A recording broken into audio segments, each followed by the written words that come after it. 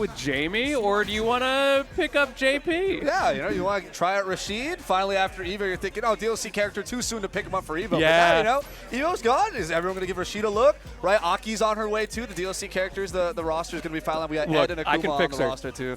I can fix her. I don't know, man. I think Sajam had the right idea when he said you absolutely could not.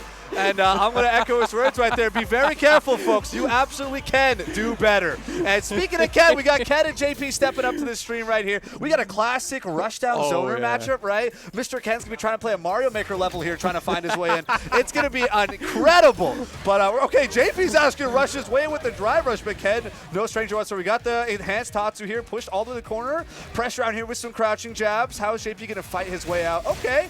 All right, we're throwing out some. Oh, the Spires are already out to play here. Jump, here's the cross up. Push Ken over to the corner. Yeah, this is, like you mentioned, such a classic situation that you see in fighting games.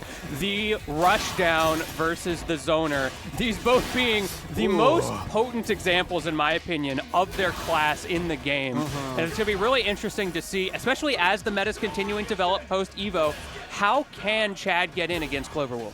Yeah, that's right. Ken's got a couple interesting tools here. So Ken has a run stance, and within that run stance, when he goes for Dragon Lash Kick, he can actually go through a lot of JP's projectiles. Or he can just raw DI. Sometimes that's all it takes. Okay, we need to talk about in the corner, they're gone. You blow them up. I got so mad in top 8 of Evo. Every single round, it felt like. They got him in the corner, just mash drive impact, and it always works. Yeah, it works. You're super stressed, and your nerves are kicking your butt up there. It's like, it's incredible. Something as simple as DI could make the absolute difference here. Nice. Drive runs, crouching medium punch to find a way over JP here. The EX projectiles coming out yet again. We got our Rifts coming in and our Spires as well. Trying to jump over Rift. We had Spire to match. Okay, we got Run Stance. Tatsu is in. He finds his way. That Tatsu doesn't even have projectile info on Ken here. Oh my goodness. And the crouching medium kick, drive rush, medium heavy target combo into level 3 should be taking this first game for Chad Draws Things here in top 8 of Backstreet Brawl. First to 3. We're playing best of 5 here, ladies and gentlemen. We're gonna be in for a solid set right off the bat. Ken, a very fiery and explosive character. They're both drive rushing in. And JP had it first. Great parry here. It's going to be a lot of parry walking. Oh my goodness. The Rift teleport into the punish counter throw. Look at all this damage onto Ken already. Oh, the cross up again. We got a command throw coming out too. Look at that health there. This is just. We're looking at a perfect I here. don't know about this. My man Theseus, he might be rolling down the hill right now. Oh, yes, he is. I feel like JP is such a best of 5 character. There's so much adaptation to be had on both sides of it. There's obviously the simple level 1 stuff like, is he going to teleport and go for those grabs? Is he going to throw out the projectiles? Is he going to use amnesia? And just that one extra level of rock. There we go. Oh my goodness. Chad's just twice now he's gotten that read. Oh, I think that was a drop combo right there. The Hadouken instead of the Shori that would have finished off the combo for good damage. That's rough to drop a combo, get punished, and supered into the corner. JP dropping the level 2. This is rough here. Oh, he tried to sweep out. That is going to be punished. One JP's more going to read. jump in. There's the throw. Oh. And there it is. Just such great pressure from cloverwolf in the corner. You don't usually think of JP as a corner pressure character. Usually the Ken is the one. Literally before we started this broadcast, I was complaining about Ken's corner pressure. Cloverwolf going, nah. It's character diff. Forget all of that. It's player diff. Oh, yeah, absolutely. JP still has a very potent, strong corner pressure game, which is really funny to see in a zoner, and there's definitely a lot of people complaining about JP as a result. Not to mention Amnesia being involved to things like throws, but speaking of throws, we're getting throw looped in the corner right now. Surely not a fifth time. I think we're on 4. Is that 5? Okay. No, it's not going to be. We finally got some jab checks, but man, Cloverwolf was just holding that. Now we're starting corners. Then the Shoryu, finally Shoryu is going to land. No drop combo this time. Oh, tries to meaty throw, and Amnesia's going to find his way out. Cloverwolf finally got the advantage he needs. Rifts are out. Spires are out. Ken's trying to play the jumping game. Can I make it? Can I not? Is going for run stance Tatsu. I want to see it. Oh, the Hadoukens are going to break out too, and now he's in burnout. He's going to take even more chip damage. This is such a rough position, but he gets the jump read finally. See, it feels like, oh, you just need to get the one hit. The problem is you're full screen, and you need to get one hit against JP. And Chad has proven just how good he is at finding that hit in these first 2 games. However, like you mentioned, we're in best of 5 territory. He needs to do more than just get one more round against Clover. Shimmy! I love this shimmy right there. After getting a punish counter, counter hit jumping heavy punch, Oh, man, Great look at conversion. this great corner combo, too. Not He gonna shimmies kill, but- back. He didn't confirm off the heavy punch. He shimmied back and punished the throw instead and pushed him to corner for this crazy conversion. Now, look, cloverwolf stuck in corner. He's going to have to super out. And this is going to be Again, good. no parry. Oh, maybe, I'm not sure what button tried to press there, but yeah, he got hit out. I think he tried to jump. Yeah, that's But tough. that's twice now that Chad has opted not to go for the parries against that level 2. Oh Usually that's what you see in that situation. They just hold parry and hope for the best. But Yeah. Chad finds a way around it regardless, but I feel like he's taking a lot of damage that he doesn't need to in those situations. Yeah, it's tough, but admittedly, in Chad's favor here, he was kind of an advantage both those, well, at least one of the times that it happened, which is his latter time. And because of that, he can kind of play the fireball game a little bit more, and, you know, that final fireball is what ended up taking it.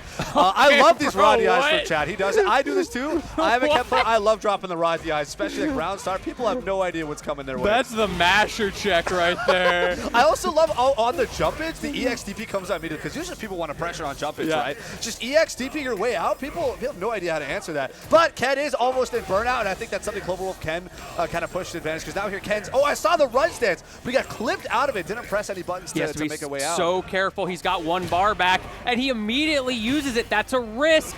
Can he get in, or is he going to get set into burnout? He is. That is huge for Cloverwolf in this set. What can he do with it? Oh my goodness, he tried to run stance, kick out, and got crossed up. And Cloverwolf is right back to his perfect advantage position, taking all these EX projectiles, rifts, and spires. 2 chip damage. Finally, the cross-up is going to take it. Fantastic play here from Cloverwolf. He does not let you get away with that. As soon as that burnout comes out, he completely shifts his game plan. Interestingly, feeling even a little more aggressive with those teleports. Ooh. And again, look at that meter.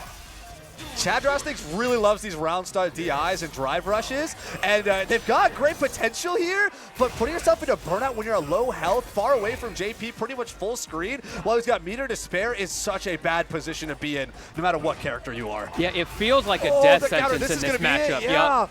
Just one opening. Clover taking it all the way to the bank and putting us into a game 5. But here's where the adaptation comes in. What does Chad have in his back pocket?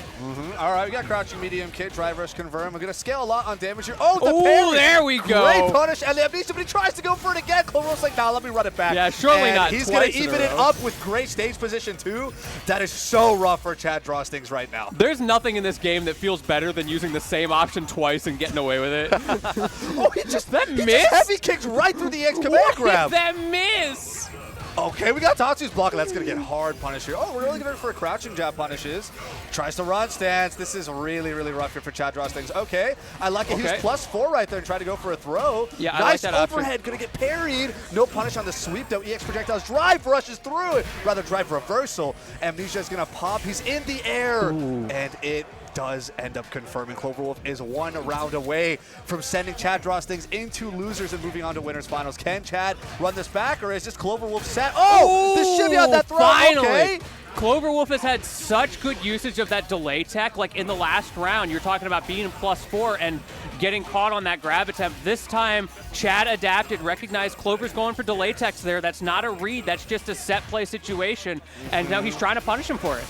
Okay, scooping him up here, send him right back to full screen. No meter, burnout. But you're burned out. Cross up, too. He is gone. And Cloverwolf takes it over ChadDrawsThings 3-2, a game 5. What a banger of a set to open up our top 8 here on Winter Semis. Yeah, that was such fantastic keep away game and utilizing the pressure to create those burnout situations. Obviously, Chad maybe playing a little hot and loose with that meter, but Clover was so good at pushing it over the edge. It's really hard, especially against a Ken who's always putting so much pressure on you, to, once they get low, actually force them to lose that last bit of drive gauge and get them into burnout. Yeah, it's quite a bit of commitment. But, you know, Cloverwolf eventually made it work. I feel like ChadDrawsThings didn't have a lot of super advantageous pressure to push so much of the time. It was a little rough for him. Those conversions were really strong and damage output as great as Ken always does. Yeah. But wasn't able to kind of pull through and really keep that Ken vortex going like we were talking about before. Yeah, I feel like we were in the Cloverwolf vortex that time. Like all of